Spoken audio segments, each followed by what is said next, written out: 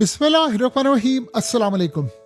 हकीकत TV science and health में खुश आमदीद। देखिए, लड़ाई अब एक और शुरू हो गई है। जंग आपने देखा, ईरान जंग बंद हुई, लेकिन आप ये मनाजिर देखें, तकरीबन इस वक्त जो हाल है मॉस्को का, आप उसका तसव्वुर नहीं कर सकते। आग ही आग आपको इस वक्त नजर आती है और ये इतना तबाहकुन हमला हुआ है, इतना ज्यादा तबाहकुन हमला हुआ है यूक्रेन की जानिब से। तकरीबन आप समझ लें कि यूक्रेन ने 550 ड्रोन्स मार दिए हैं रशिया पर।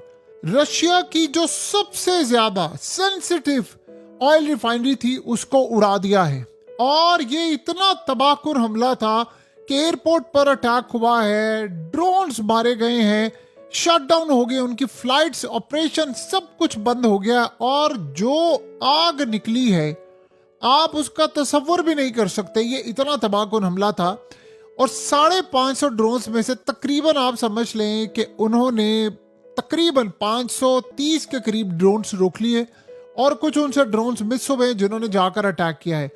ये आप समझ लें कि अब तक का सबसे बड़ा लार्जेस्ट अटैक था। और ये आज रूस को सजा दी गई है जो उन्होंने ईरान की जंग में मदद की है, अब उन पर अटैक हुआ है। ये अब तक का आप समझ लें यूक्रेन की जानिब से सबसे बड़ा जो हमला है, आप उसको ये कह सकते हैं ये वो हमला था। और ऐसे ऐसे अटैक यानी देखने को मिले हैं कि कोई बेचारा बस ड्राइवर था, उसकी बस के ऊपर अटैक हो गया है। कोई कहां पर ड्रोन जा रहे हैं, कहां पर जा रहे हैं। देखिए, जब आप तकरीबन 550 ड्रोन आप पर हिट हो तो फिर ये सूरत हाल होती है। अब रूस ने क्या किया, उसने कहा कि कयामत बर्बाद करनी है। अब हम बताएंगे कि दुनिया भूल जाएगी जो ईरान ने हाल किया था, हम उससे भी बुरा हाल अब यूक्रेन का करेंगे। और अपनी फौज को उन्होंने ऑर्डर जारी किया है कि अब आप यूक्रेन का बड़ा हिस्सा उनसे छीन लें और इसका जवाब इतना भयानक जाना चाहिए। उस वक्त असल में कजाकिस्तान से आए हुए रिप्रेजेंटेटिव पुतिन से मिल रहे थे और जब उसको ये बताया गया कि इतना बड़ा तबाहकुन हमला हो गया, अब सवाल ये पैदा होता है कि क्या इस हमले के बाद तेल की कीमतें आसमान पर जाएंगी। क्योंकि देखिए, ये जो हमला हुआ है, जाहिर सी बात है ये अमेरिका के आशीर्वाद से हुआ है, अमेरिका के साथ यूरोप के आशीर्वाद से हुआ है। और ये तब हो रहा है कि जब आप गौर करें कि ईरान जंग बंद हुई। अब ईरान जंग में आप उसके बाद की दो सूरत हाल देखें। चाइना को सजा देनी थी अमेरिका ने, वो अभी तक दे नहीं पाया। और उसने क्या किया, चाइना गोल्ड बाय कर रहा था, उन्होंने गोल्ड को किया क्रैश। असल में ट्रेंड चेंज हो गया था कि ईरान जंग जैसी खत्म होगी, गोल्ड वापस 6000, 7000, 8000, 10,000 तक जाएगा। और बहुत सारे लोगों ने, रॉबर्ट कियोसाकी ने तो क्लियरली कह दिया कि 2035 तक आप इसको देखेंगे कि ये $35,000 से भी बढ़कर ऊपर चला जाएगा, यानी लाखों में जाने वाला। तो चाइना पर अटैक नहीं ये कर सकते थे, तो उन्होंने किया क्या कि उन्होंने सबसे पहले गोल्ड को क्रैश करके चाइना को सजा देना शुरू की, इन्वेस्टर्स को लगाया। दूसरी जानिब यहां जो मामला सामने आया वो रशिया को सजा देना चाहते थे कि रशिया ने की, क्योंकि देखिए ईरान से आप जंग लड़ेंगे तो ईरान आप पर अटैक कर देगा। ईरान तो आपको उधर तो आपने दस्तखत कर दिए हैं, उधर तो ट्रम्प ने दस्तखत कर दिए, मसूद पज़ेश्कियान ने कर दी, वहां तो अब ये मामला फिलहाल हो नहीं सकता। जिस दिन होगा वो तैयार बैठे हैं।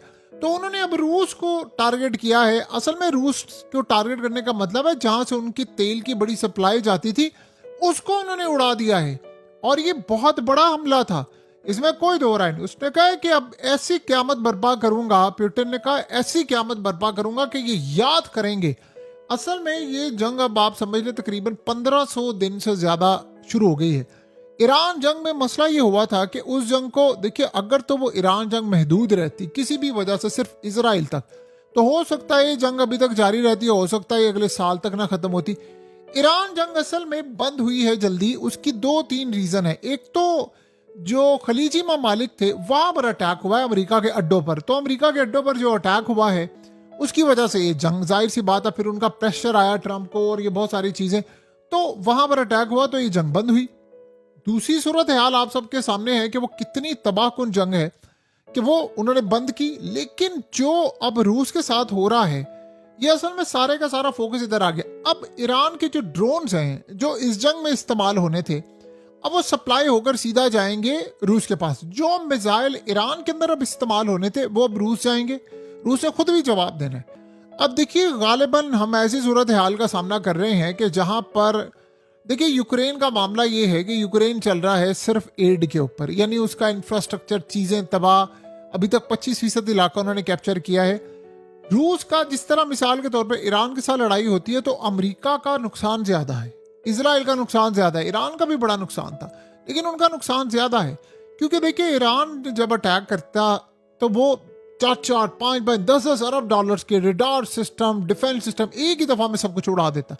यहाँ पर मसला ये है कि यूक्रेन का मुकाबला नहीं है रूस के साथ, लेकिन मॉस्को आज बुरी तरह हिट हुआ। अब तेल की कीमतें क्या यहाँ पर क्रैश होंगी या तेल की कीमतें ऊपर जाएंगी? देखिए बड़ी तादाद में जो तेल सप्लाई होती है, यानी पूरी दुनिया को सप्लाई चेन है, वो मुतासिर तो होगी क्योंकि रूस एक बड़ा मेजर फैक्टर है। और ये तब हो रहा है जब यूरोप अब असल में अगली डील करने के लिए जा रहा था।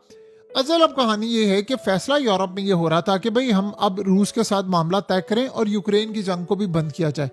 तो जो ताकतें बैठकर जेलेंस्की को चला रही थी, उन ताकतों ने कहा है कि इससे पहले कि ये जंग बंद होने की तरफ मामला है तो हम यहाँ पर अटैक करते। तो आप ये सोचे, जिस दिन डोनाल्ड ट्रंप ने दस्तखत किए उसी वक्त 550 ड्रोन से अटैक कर दिया गया है रूस पर। और ये अटैक अब तक का लार्जेस्ट अटैक था, ये बड़ा तबाहकुन अटैक था।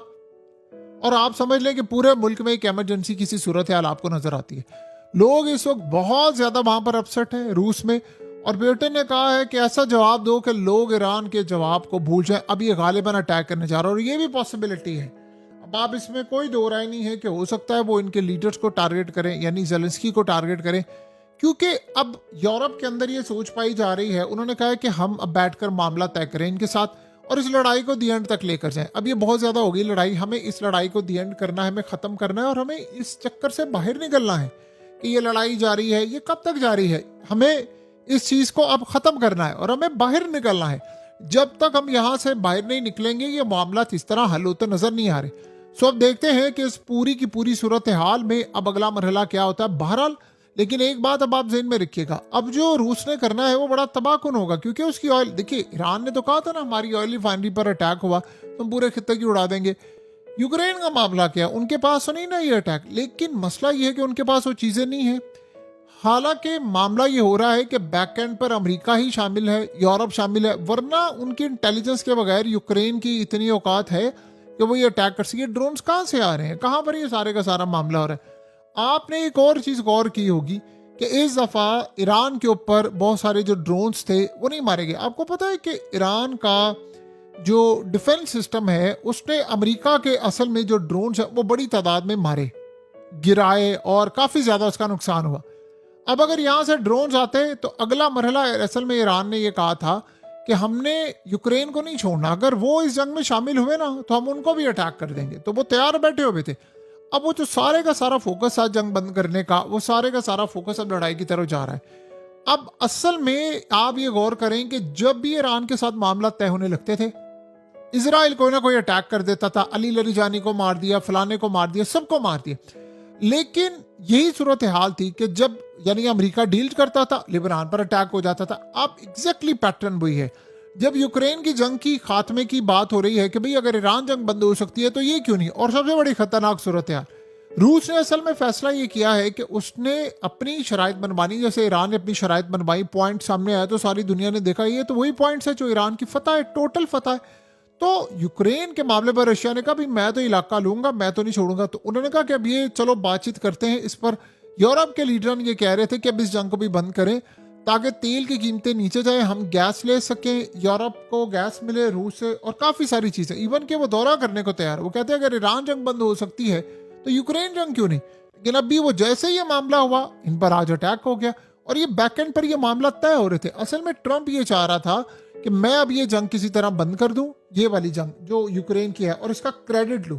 लेकिन आप ये सोचे कि इससे पहले आप गौर करें एक चीज को, ताकतें वही हैं, पीछे बैठी हुई ताकतें जिन्होंने ईरान जंग करवाई है, जो यूक्रेन जंग करवाते हैं, जो पूरी दुनिया में बजाय तो हमें लगता ना कि ट्रंप है या नेतन्याहू या फलाना, नहीं, असल में वो पीछे बैठी होती है खुफिया ताकतें जो इस पूरी दुनिया को मैनेज कर रही होती है। वो है असल कहानी।